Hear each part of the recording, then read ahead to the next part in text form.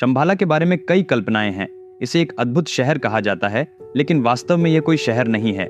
शंभाला की वास्तविकता को हिमालय में माना जाता है, लेकिन वास्तव में यह स्थान वहां नहीं है। ऐसी कई कल्पनाएं और भ्रांतियां हैं। आज मैं उन सभी को स्पष्ट करूंगा। शंभाला पिरामिड हमारे महाकाव्य, सिकंदर महान, आयुर्वेद, साइंटिफिक टेक्नोलॉजी और कलयुग के अंत जैसे विभिन्न विषयों से जुड़े कई रहस्य हैं। आज मैं उन रहस्य को आपके सामने उजागर करूंगा। भागवत पुराण के 12वें स्कंद, दूसरे अध्याय, 18वें श्लोक और कल की पुराण के दूसरे अध्याय 15वें श्लोक में उल्लेख है कि कलयुग के अंत में विष्णु के 10वें अवतार कल्कि का जन्म सुमति नामक महिला से होगा। सुमति के पति विष्णु व्यास की कल्कि के जन्म से कुछ घंटे पहले मृत्यु हो जाती है। कल्कि के जन्म के कुछ घंटों बाद ही उनकी माता की भी मृत्यु हो जाती है। फिर परशुराम कल्कि को सभी वेद और युद्ध कलाएं सिखाएंगे। कल्कि शंभाला के 25वें राजा होंगे। पुराणों के अनुसार जब लोग धर्म को पूरी तरह से त्याग देंगे, जब शासन करने वाले राजा लुटेरे और चोर बन जाएंगे और जब राक्षसी प्रवृत्तियां प्रबल हो जाएंगी, तब कल्कि एक सफेद घोड़े पर सवार होकर एक चमत्कारी तलवार लेकर हजारों योद्धाओं की सेना का नेतृत्व करते हुए शंभाला से आएंगे। वे उन सभी का नाश करेंगे जो धर्म के पक्ष में नहीं हैं और धर्म को उसकी 4 पैर वाली अवस्था में पुनः स्थापित करेंगे। तब कलियुग समाप्त हो जाएगा और सत्ययुग शुरू होगा। अब आइए इस बात पर ध्यान दें कि शंभाला वास्तव में क्या है, यह कहाँ स्थित है, वहाँ क्या मौजूद है और हम वहाँ कैसे पहुँच सकते हैं। कई लोगों की धारणा के विपरीत शंभाला एक शहर नहीं बल्कि एक साम्राज्य है। इस साम्राज्य में 8 क्षेत्र शामिल हैं। शंभाला के ठीक बीच में 9 मंजिला क्रिस्टल पर्वत है। इस पर्वत के ऊपर कमल के आकार में कालचक्र मंडल है। इस संरचना का निर्माण शंभाला के पहले राजा सुचंद्र ने करवाया था। शंभाला की राजधानी कलापा है। शंभाला के बारे में गहराई से जानने से पहले मुझे आपके साथ कुछ सच्चाई को उजागर करने की जरूरत है। पिरामिड 400 साल पहले बनाए गए थे। ये विशाल पिरामिड केवल इजिप्ट में ही नहीं है, बल्कि पूरी दुनिया में फैले हुए हैं। ये अमेजन के जंगलों में, मैक्सिको के द्वीपों पर, अटलांटिक और पैसिफिक महासागरों में, साथ ही चीन के रेगिस्तानों में पाए जाते हैं। हालांकि हम अपनी आधुनिक टेक्नोलॉजी के साथ भी इतने बड़े पिरामिड नहीं बना सकते, तो बिना टेक्नोलॉजी वाली सभ्यताओं ने 2400 साल पहले इन्हें कैसे बनाया? प्रत्येक पिरामिड पत्थर का वजन लगभग 3 टन होता है और प्रत्येक पिरामिड में 2.3 मिलियन ऐसे पत्थर होते हैं। उन्होंने इन पत्थरों को इतनी ऊंचाई तक कैसे पहुंचाया? आयुर्वेद लगभग 2500 वर्षों से पुस्तक के रूप में हमें उपलब्ध है।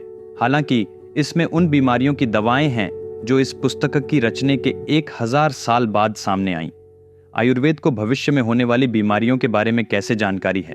हमारे वेदों में अपग्रेड टेक्नोलॉजी के बारे में ज्ञान है जो हमारी वर्तमान समझ से परे है, जैसे बिजली और कंप्यूटर में इस्तेमाल की जाने वाली बाइनरी सिस्टम। इनका उल्लेख हमारे वेदों में बहुत पहले से किया गया था। जब पूछा गया कि इन्हें तब उस काल में कैसे लिखा जा सकता था, तो जवाब था शंभाला। शंभाला एक मल्टी डायमेंशनल साम्राज्य है। वहां रहने वाले प्राणी शारीरिक और मानसिक दोनों रूप से परिपूर्ण मनुष्य हैं। वे सुंदर, रोग मुक्त हैं और 4000 साल तक जीवित रहते हैं। हमारे महाकाव्यों में वर्णित सभी अमर जैसे हनुमान और अश्वत्थामा अभी भी वहां रहते हैं। नमस्ते। अगर आप मेरे चैनल पर नए हैं तो मैं भारत से विक्रमादित्य हूं। मैं सिर्फ 30 सेकंड में आपको एक जीवन बदलने वाले उपकरण से परिचित कराना चाहता हूं, महाभारत, जिसे मैंने लिखा है। ऐसा कहा जाता है कि आप जो भी समस्याएं झेलते हैं, आप महाभारत में उनका समाधान पा सकते हैं। मुझे पूरा विश्वास है कि इस पुस्तक को पढ़ना आपके जीवन के सबसे अच्छे अनुभवों में से एक होगा। ये कालातीत कहानियां सिर्फ पढ़ने की सामग्री नहीं है, ये आपकी आए दिन की चुनौतियों के समाधान का एक व्यापक पुस्तकालय है। महाभारत की पूरी कहानी 2 भागों में और 50 से ज्यादा भाषाओं में उपलब्ध है। इस परिवर्तनकारी पुस्तक को अपने घर में लाने के लिए संबंधित लिंक के लिए डिस्क्रिप्शन देखें। याद रखें, यह सिर्फ एक किताब नहीं है, यह ज्ञान का द्वार है। शंभाला के निवासियों के पास असाधारण बुद्धि और सबसे अपग्रेडेड टेक्नोलॉजी है। वे टाइम ट्रेवल कर सकते हैं, टेलीपोर्ट कर सकते हैं और एलियंस से संपर्क कर सकते हैं। उनके लिए कुछ भी असंभव नहीं है, क्योंकि वे भविष्य में जा सकते हैं। वे भविष्य की बीमारियों का पूर्वानुमान लगा सकते हैं और इस प्रकार आयुर्वेद में उनके लिए दवाओं का उल्लेख पहले ही कर चुके हैं। सभी वेद शंभाला से उत्पन्न हुए हैं। अश्वत्थामा स्वयं कल्कि की सेना के योद्धाओं को प्रशिक्षित करते हैं। इस शानदार साम्राज्य के स्थान जब पूछा जाए, हम मनुष्य केवल 3 डायमेंशन का अनुभव कर सकते हैं। हालांकि एक चौथा डायमेंशन भी है, जो समय और स्पेस है और हम उस तक पहुंच नहीं सकते। चौथे डायमेंशन से परे पांचवां डायमेंशन है जिसे गॉड डायमेंशन के रूप में जाना जाता है। इस डायमेंशन तक देवताओं और हैं कॉन्शियस वाले जीवों द्वारा पहुंचा जा सकता है। हमारे शरीर में 7 चक्र होते हैं जिन्हें एनर्जी फ्लो गेट्स कहा जाता है। इसी तरह पृथ्वी में भी हमारे चक्रों के समान एनर्जी फ्लो गेट्स हैं। अगर हम अपने शरीर में चक्रों तक पहुंच सकते हैं तो हम अन्य डायमेंशन तक पहुंच सकते हैं। हम एक साथ कई स्थानों पर हो सकते हैं, 1 मिनट में पृथ्वी की यात्रा कर सकते हैं, समय और स्थान को मोड़ सकते हैं और टाइम ट्रेवल कर सकते हैं। यही कारण है कि कई अर्षि, बाबा, संत इसे प्राप्त करने के प्रयास में हिमालय जाते हैं। पिरामिड पृथ्वी पर एनर्जी पॉइंट हैं। पिरामिड में ध्यान करने से घर पर ध्यान करने की तुलना में ध्यान करने का प्रभाव कई गुना अधिक बढ़ जाते हैं। पृथ्वी पर सबसे उच्च ऊर्जा हाई एनर्जी रिसोर्स हिमालय में है। हिमालय में ध्यान करने से सामान्य ध्यान की तुलना में प्रभाव 1000 गुना अधिक बढ़ जाता है। यही कारण है कि संत हिमालय जाते हैं। मुद्दा यह है कि जो लोग अपने चक्रों को सक्रिय करते हैं और अन्य डायमेंशन तक पहुंच सकते हैं वे शंभाला के राज्य को देख सकते हैं। शंभाला एक मल्टी डायमेंशन राज्य है जो सामान्य मनुष्यों के लिए अदृश्य है। इसे सैटेलाइट फुटेज, गूगल मैप्स या जीपीएस सिस्टम में नहीं दिखाया जा सकता है। शंभाला को देखने के लिए हमारी ऊर्जा का प्रवाह हिमालय में पाई जाने वाली फ्रीक्वेंसी से मिलना चाहिए। उदाहरण के लिए, यदि आपके मोबाइल फोन में एयरटेल सिम कार्ड है और आप अपने बेडरूम से किसी मित्र को कॉल करते हैं लेकिन सिग्नल नहीं है, तो आप क्या करते हैं? आप बाहर ऐसी जगह जाते हैं जहां सिग्नल कनेक्ट होता है और फिर बात करते हैं, है ना? इसी तरह शंभाला तक पहुंचने के लिए व्यक्ति को हिमालय में पाए जाने वाली है फ्रीक्वेंसी के साथ मिलना चाहिए। शंभाला साम्राज्य जिस डायमेंशन में मौजूद है उस तक पहुंचने के लिए आपको है फ्रीक्वेंसी से तालमेल बिठाना होगा जो हिमालय में आसानी से उपलब्ध है। इसीलिए लोग अक्सर कहते हैं कि शंभाला हिमालय में है। अगर हम अपनी है डायमेंशन चेतना को सक्रिय कर सके तो हम अपने घरों से ही शंभाला को देख सकते हैं। शंभाला हिमालय में नहीं है, यह आपके दिमाग में है। जब पूछा गया कि क्या किसी ने शंभाला तक पहुंचने की कोशिश की है तो जवाब हाँ है। पिछले 2000 सालों में हजारों लोगों ने कोशिश की है। उनमें हिटलर के साथ साथ निकोलस रोएरिच नामक एक रिसर्चर भी शामिल थे। टबेट कालचक्र मंत्र पुस्तक के आधार पर रोएरिच ने 1924 से 1928 तक शंभाला तक पहुंचने की कोशिश की। उनकी मुख्य प्रेरणा चिंतामणि नामक एक चमत्कारी पत्थर था। ऐसा कहा जाता है कि यह पत्थर आसमान से गिरा था और इसमें कई चमत्कार हैं। इसे अपने हाथ में रखने पर आप जो भी चाहते हैं वह तुरंत हो जाता है और आप जहां चाहें यात्रा कर सकते हैं। सरल शब्दों में कहें तो इस शक्तिशाली चिंतामणि से कोई भी विश्व पर विजय प्राप्त कर सकता है। ऐसा माना जाता है कि यह पत्थर वर्तमान में शंभाला में स्थित है। हालांकि रोएरिच इसे प्राप्त नहीं कर सके और उन्होंने अपने अनुभवों को अपनी पुस्तक में दर्ज किया। इसके अलावा सिकंदर महान ने भी दुनिया को जीतने की कोशिश की और शंभाला की खोज की। अपनी विजय के दौरान वे कई वैदिक विद्वानों को साथ लेकर गए। इस खोज में वे भारत आए जहां उनका सामना राजा पोरस से हुआ।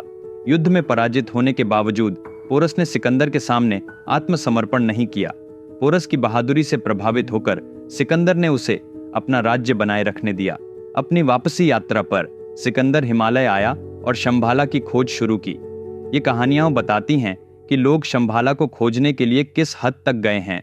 इसके गहन रहस्यों और शक्तिशाली अवशेषों के आकर्षण से प्रेरित होकर मुख्य बात यह है कि शंभाला एक मल्टी डायमेंशन राज्य है जिसे मल्टी डायमेंशन चेतना के माध्यम से पहुंचा जा सकता है। कुछ ऐसा जिसे कई लोग हिमालय के आध्यात्मिक रूप से स्थित वातावरण में खोजते हैं। अपनी खोज के दौरान सिकंदर महान को एक नदी मिली जिसे फाउंटेन ऑफ लाइफ कहा जाता है। ऐसा कहा जाता था कि इसका पानी पीने से अमरता प्राप्त होती है। हालांकि अपने आसपास ऐसे कई लोगों को देखकर जो हजारों सालों से जीवित थे लेकिन हिलने डुलने में असमर्थ थे, सिकंदर को एहसास हुआ कि हिलने डुलने की क्षमता के बिना हमेशा के लिए जीना व्यर्थ है। उसने पानी न पीने का फैसला किया और शंभाला की खोज छोड़ दी। कई लोगों ने शंभाला को देखने और वापस लौटने का दावा किया है। उनका कहना है कि वे केवल अपने चक्रों को सक्रिय करके ही वहां पहुंचे हैं। केवल शुद्ध हृदय, प्रेम और बुद्धि वाले लोग ही शंभाला को देख और अनुभव कर सकते हैं। 19वीं शताब्दी में हिमालय में कई नागरिकों और सीमा सैनिकों ने गोल्डन सॉसर को देखने की सूचना दी थी, जिन्हें शंभाला के एनर्जी गेट माना जाता है। शंभाला फिजिकल और स्पिरिचुअल डायमेंशन के बीच मौजूद है। हमारे ग्रह के लिए यह वैसा ही है जैसा हृदय हमारे शरीर के लिए है। जैसे अशुद्ध रक्त हृदय द्वारा शुद्ध किया जाता है, वैसे ही पृथ्वी के अशुद्ध जल को शंभाला के नीचे बहने से शुद्ध किया जाता है। शंभाला को पृथ्वी पर सबसे पवित्र स्थान माना जाता है। जब हम है कॉन्शियसनेस प्राप्त करते हैं तो हम शंभाला साम्राज्य में प्रवेश कर सकते हैं, ठीक वैसे ही जैसे एक कैटरपिलर तितली में बदल जाता है। यह शुद्ध परिवर्तन हमें शंभाला के अद्भुत क्षेत्र का अनुभव करने की अनुमति देता है। तो अंतिम प्रश्न यह है, क्या कल की वास्तव में शंभाला से आएंगे? मायंस कैलेंडर के अनुसार कलयुग 2012 में समाप्त होने वाला था। नास्त्रेदमस ने भविष्यवाणी की थी कि दुनिया 2032 में समाप्त हो जाएगी। एलेक्स ब्राजील ने कालचक्र पुस्तक के आधार पर गणना की कि कल की 2424 में आएंगे, लेकिन क्या वे वास्तव में आएंगे? हर धर्म एक उद्धारकर्ता की बात करते हैं जो समय के अंत में आएंगे। यहूदी मसीहा की प्रतीक्षा कर रहे हैं, ईसाई ईसा मसीह के दूसरे आगमन की प्रतीक्षा कर रहे हैं, शिया मुसलमान इमाम मेहदी की प्रतीक्षा कर रहे हैं और बौद्ध बुद्ध मैत्रेय की प्रतीक्षा कर रहे हैं। इसी तरह हिंदू धर्म में भी यह मान्यता है कि कल की आएंगे। कलयुग कब समाप्त होगा? यह तब समाप्त होगा जब लोगों की मेमोरी इतनी कम हो जाएगी कि वे अपने करीबी रिश्तेदारों और दोस्तों के फोन नंबर भी याद नहीं रख पाएंगे। जब शारीरिक शक्ति इतनी कम हो जाएगी कि पंखे का स्विच चालू करना भी एक काम की तरह लगेगा। जब धार्मिक संघर्ष बढ़ जाएंगे, जब स्वच्छता कम हो जाएगी, जब धैर्य, करुणा और दया गायब हो जाएगी और जब मनुष्य खुद पर नियंत्रण खो देगा, केवल चोट पहुंचाने या चोट खाने के लिए जिएगा। इससे पता चलता है कि हम बहुत करीब हैं। उस समय कल की आएंगे और पृथ्वी से ऐसे सभी लोगों को खत्म कर देंगे। फिर शंभाला के लोग पृथ्वी पर आएंगे और शांति, सत्य और धार्मिकता से रहेंगे। उस समय सूर्य, चंद्रमा और बृहस्पति पुष्य नक्षत्र में स्थित होंगे, जो सत्य के एक नए युग की शुरुआत को चिह्नित करेगा, जहां हर कोई हमेशा के लिए खुशी से रहेगा।